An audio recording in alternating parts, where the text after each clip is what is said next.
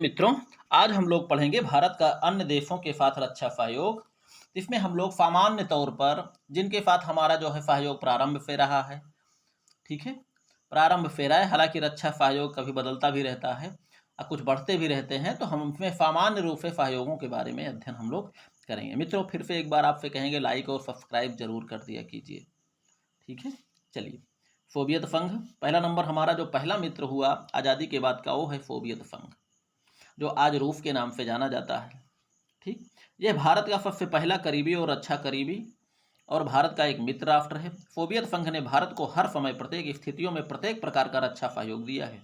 भारत पाक युद्धों में जहां अमेरिका हमेशा पाकिस्तान का साथ देता रहा, वही सोवियत संघ सदा भारत का साथ देता रहा। और यहां तक कि सिर्फ लड़ाई के मैदानों में साथ देने के अतिरिक्त वो जो है कोर्ट कचहरी यानी संयुक्त राष्ट्र संघ में भी भारत का सपोर्ट हमेशा करता रहा। इतना ही नहीं, भारत के विरोध में पास होने वाले किसी भी प्रस्ताव को उसने पारित नहीं होने दिया और हर बार उसने वीटो लगाकर भारत के द्वारा भारत के विरुद्ध होने वाले प्रस्तावों को उसने निरस्त करवा दिया। कौन? सोवियत संघ ने।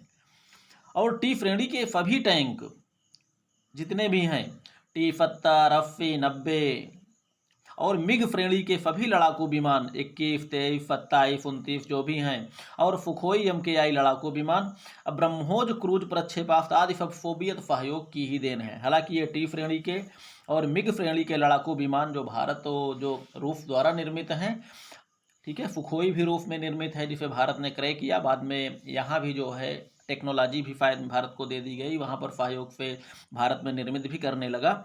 और ब्रह्मोस क्रूज प्रक्षेपास्त्र जो है, जो लेटेस्ट है, ये सोवियत और भारत और सोवियत संघ ने मिलकर बनाया है, ठीक है। और इतना ही नहीं, विशालकाय आधुनिक विमान वाहक पोत जो इस समय है INF विक्रमादित्य हमारा, इसे जो है सोवियत और रूस ने अपने मैत्री मित्रता के आधार पर इसने मुफ्त में दे दिया। इस पर केवल वही पैसा लिया जो उसने इसको आधुनिक बनाने में जो खर्च आया, यानी अत्याधुनिक हथियारों को लगाने का जो खर्च था, वही खर्च इसने जो है भारत से लिया। बाकी जो है एक विशालकाय विमान वाहक पोत एडमिरल गोर्फको के नाम से जो रूसी सेना में तैनात था, उसको भारत को रूस ने मुफ्त में दे दिया, ठीक है। आज वही INF विक्रमादित्य के नाम से विमानवाहक पोत के रूप में भारत की नौसेना में तैनात है, ठीक। अगर आज़ादी के प्रथम प्रारंभ के दिनों में सोवियत संघ भारत का साथ नहीं होता, तो ना तो भारत अपने पुराने हथियारों से अमेरिका से प्राप्त पाकिस्तानी हथियारों का मुकाबला कर पाता, और ना ही भारत के पास आधुनिक हथियार होते, ना ही भारत के पास टेक्नोलॉजी होती, और ना भारत संयुक्त राष्ट्र संघ में अमेरिकी नीतियों का मुकाबला कर पाता। मित्रों, वैसे भी अमेरिका हमेशा पाकिस्तान का सपोर्ट करता रहा। उसने अजय पैटर्न टैंक भी दे दिए थे, अत्याधुनिक हथियार भी दे दिए थे। अभी कुछ दिन पहले F-16 जैसे विमान भी दे दिए थे, जिसे हमारे विंग कमांडर अभिनंदन जी ने मार गिराया था अपने पुराने रूसी विमान मिग 21 के द्वारा, ठीक है। इतना ही नहीं, 1971 के भारत पाक युद्ध के दौरान अमेरिका खुलकर अपने 7वें बड़े एंटरप्राइज को लेकर स्वयं भारत को धमकाने आ गया था। अगर उस समय सोवियत संघ ने भारत को ना बचाया होता, तो विश्व के अस्तित्व भी खतरे में पड़ गया होता और भारत को भी झुकने के लिए मजबूर होना पड़ता। लेकिन सोवियत संघ ने भारत को इस तरह मजबूर नहीं होने दिया और एंटरप्राइज की राजनीति को उसने समाप्त करवा दिया।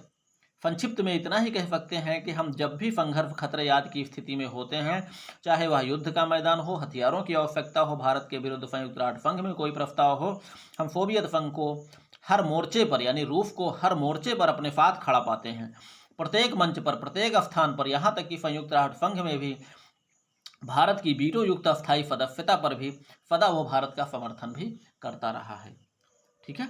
अगला है ब्रिटेन। वही ब्रिटेन मित्रों जिसे सब लोग जानते हैं, हम लोग भी जानते हैं, सब लोग भी जानते हैं, जो द्वितीय विश्व युद्ध के पहले की विश्व की महाशक्ति हुआ करता था, विश्व की प्रथम क्या बोलते हैं, विश्व विजेता भी कह सकते हैं इसको, विश्व की सबसे बड़ी शक्ति हुआ करता था, जिसके पास लगभग 47 कंट्री इसके उपनिवेश थे, इसके गुलाम थे।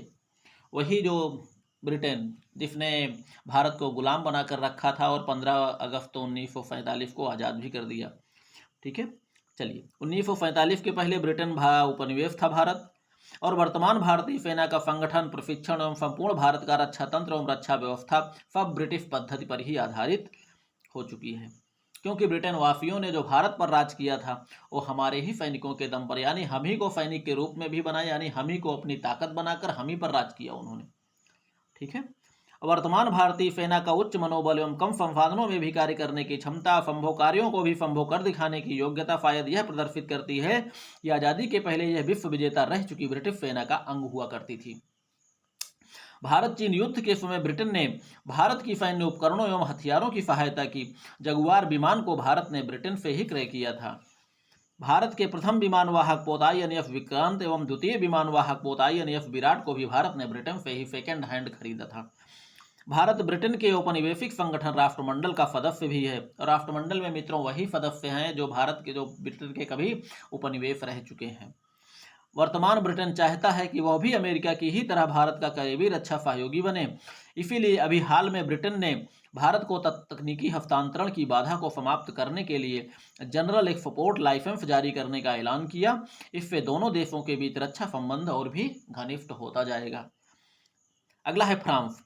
फ्रांस के साथ भारत के रणनीतिक सहयोग का प्रारंभ शीत युद्ध के बाद हुआ और जनवरी 1998 में दोनों देशों के बीच रणनीतिक साझेदारी पर हस्ताक्षर किया गया।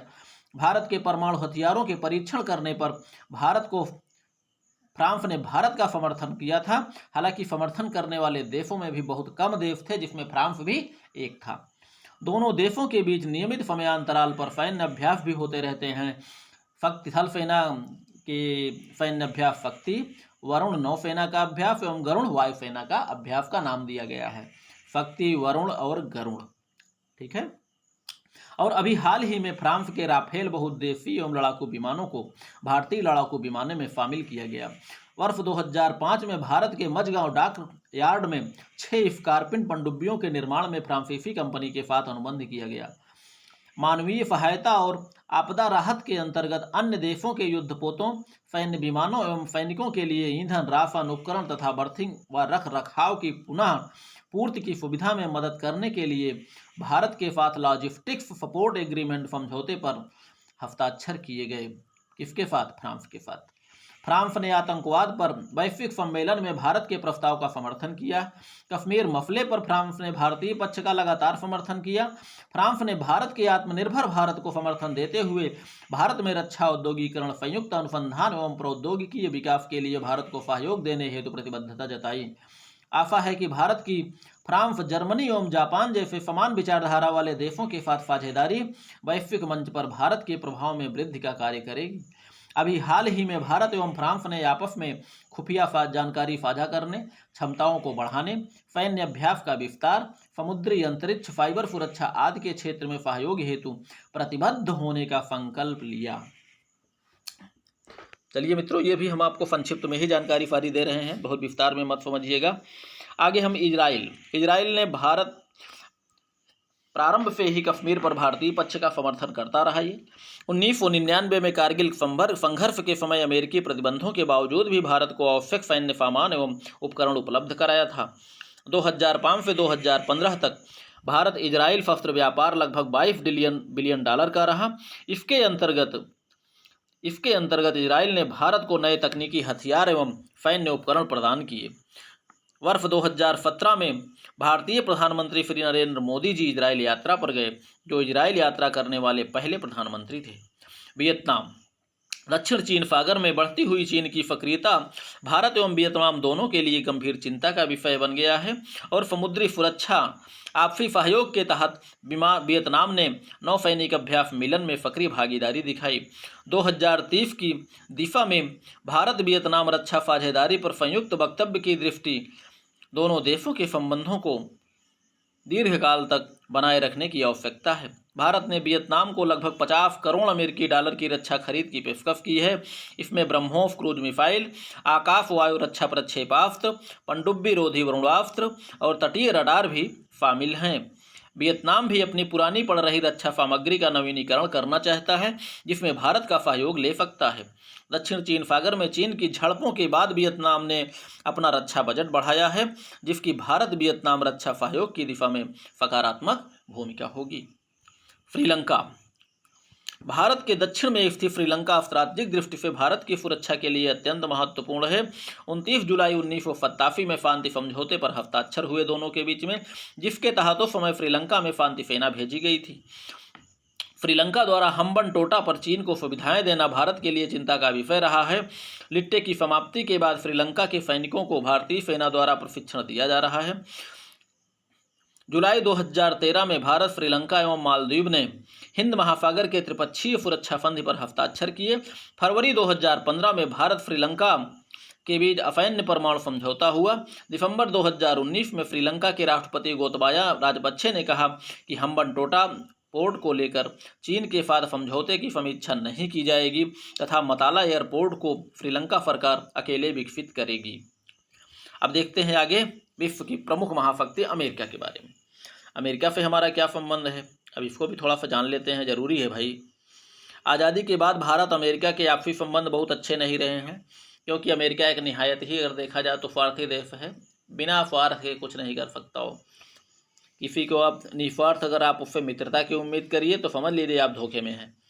शीत युद्ध काल में भारत पाक युद्धों में अमेरिका सदा पाकिस्तान को सहयोग एवं समर्थन करता रहा। यह भी सत्य है कि भारत चीन के मुद्दों पर अमेरिका ने सदा चीन का विरोध और भारत का सहयोग दिया है। 1971 में भारत पाक युद्ध में अमेरिका का जो 7वां बेड़ा एंटरप्राइज भारत के विरुद्ध भेजा गया था, वही 1962 के भारत चीन युद्ध में चीन के विरुद्ध भारत के पक्ष में भेजा गया था। यहाँ पर अगर देखेंगे तो अमेरिका सिर्फ राजनीति करता है, अपने अस्थायित्व कोई मित्र नहीं है। कभी जिससे लाभ होगा उसी का वो सपोर्ट करेगा। ठीक है। 20वीं सदी की समाप्ति एवं 21वीं सदी के प्रारंभ में के बाद पाकिस्तान की आतंकवादी गतिविधियों एवं भारत की सहयोगपूर्ण शांतिवादी नीतियों के चलते अमेरिकी प्रशासन के विचारों में भी परिवर्तन के साथ साथ दोनों देशों के संबंधों में सुधार के साथ साथ रक्षा सहयोग में भी सहयोग भी प्रारंभ हो गया है। रक्षा क्षेत्र में भी सहयोग प्रारंभ हो गया है, जिसमें कुछ इस प्रकार हैं। सैन्य अभ्यास मालाबार, सैन्य अभ्यास 2012, सैन्य अभ्यास 2015। अमेरिका ने भारत को वर्ष 2016 में रक्षा भागीदार घोषित किया। रक्षा समझौते एवं आयात निर्यात आदि ये सब हम जो है इसमें पढ़ रहे हैं। सैन्य सूचना समझौते की सामान्य सुरक्षा 2002, भारत अमेरिका परमाणु समझौता 2008, logistics exchange memorandum of agreement 2016। इसमें नौसैनिक अभ्यास, आपदा रिलीफ, प्रशिक्षण एवं मानवीय सहयोग। दोनों देश एक दूसरे की नौसैनिक सुविधाओं का इस्तेमाल कर सकेंगे। भारत अमेरिका सामरिक ऊर्जा भागीदारी 2017 में घोषित। कम्युनिकेशन के कैपेबिलिटी एंड सिक्योरिटी एग्रीमेंट 2018। इस समझौते के तहत भारत ने अमेरिका से युद्धपोत विमान, मालवाहक विमान एवं अन्य सैन्य उपकरणों को खरीदा है। आतंकवाद विरोध पर द्विपक्षीय संयुक्त कार्यदल की बैठक 2019। भारत अमेरिका के बीच साइबर सुरक्षा समझौता। MH-60 रोमियो तथा अपाचे हेलीकॉप्टर खरीद संबंधी समझौता। अंतरिक्ष प्रणाली, हथियार युक्त एवं गैर हथियार युक्त ड्रोन विमानों का आयात भारत करेगा अमेरिका से।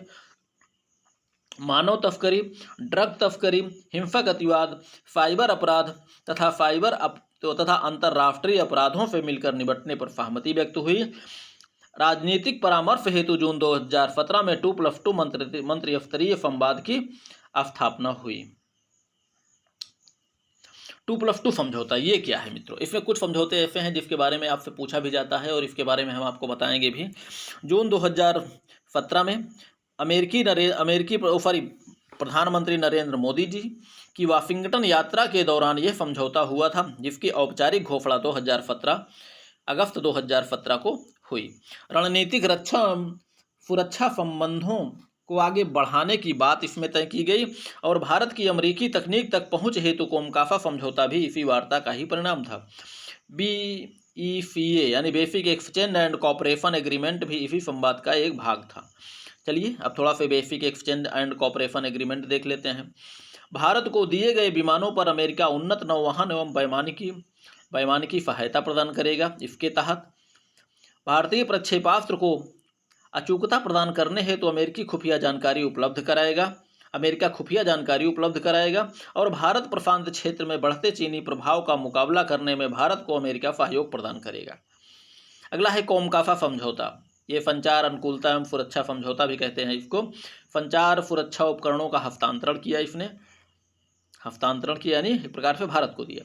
रक्षा सहयोग एवं रणनीतिक साझेदारी, चीनी पनडुब्बियों एवं जहाज़ों से सुरक्षा संबंधी समुद्री सक्रियता, हिंद महासागर में समुद्री सहयोग हेतु दोनों नौसेनाओं के बीच सहयोगपूर्ण आदान प्रदान, सीमा पार आतंकवाद को रोकने हेतु दोनों पक्ष FATF, ये जो है एक प्रकार से है आतंकवाद रोधी सहयोग के लिए वित्तीय कार्यवाही बल, इस बल को मजबूत बनाने पर सहमत हुए। दोनों जो आतंकवाद को रोकने के लिए बनाया गया है।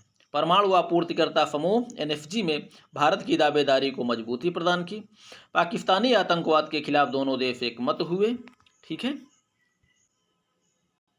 अब इसमें थोड़ा सा और बच रहा है मित्रों, इसको भी देख लेते हैं, हो सकता है आप लोगों के काम ही आ जाए। कभी कभी आप लोगों से ऑब्जेक्टिव प्रश्नों में पूछ भी लेते हैं।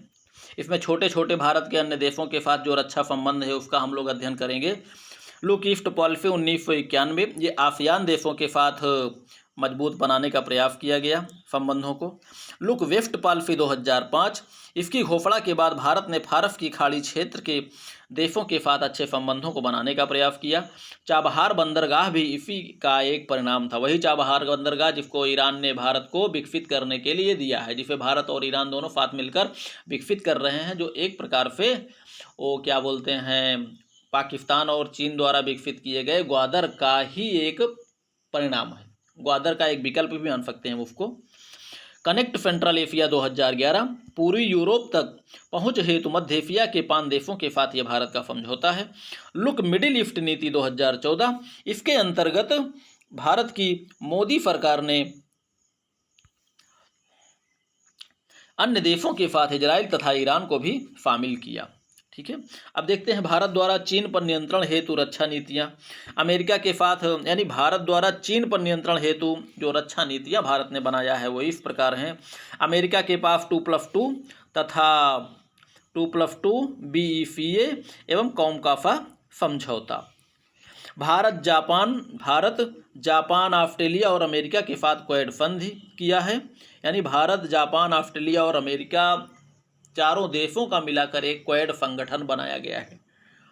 इंडो अफ्रीकी ट्रेड कॉरिडोर विकसित करने की योजना है। ये सब जो है चीन को नियंत्रित करने के लिए किए गए हैं, इतना आप लोग ध्यान रखना है। एशिया अफ्रीका विकास गलियारा, भारत और जापान द्वारा इस परियोजना को बढ़ावा देते हुए अफ्रीकी देशों की क्षमता को बढ़ाएंगे। अगला है मौसम परियोजना, हिंद महासागर के तटवर्ती देशों को सांस्कृतिक, वाणिज्यिक और धार्मिक संपर्कों के माध्यम से जोड़ने का प्रयास करना।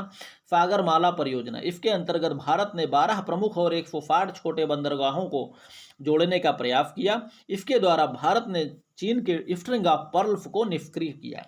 कभी आपसे पूछा जा सकता है कि स्ट्रिंग ऑफ पर्ल्स के विकल्प में भारत ने कौन सी योजना बनाई, तो मित्रों वो है सागरमाला परियोजना। चाबहार बंदरगाह, ये भी एक प्रकार से भारत द्वारा विकसित किया गया, ईरान का दिया हुआ बंदरगाह भारत जो है विकसित कर रहा है। ये ग्वादर बंदरगाह जो पाकिस्तान में स्थित है और चीन और पाकिस्तान मिलकर इसको विकसित कर रहे हैं ग्वादर बंदरगाह को।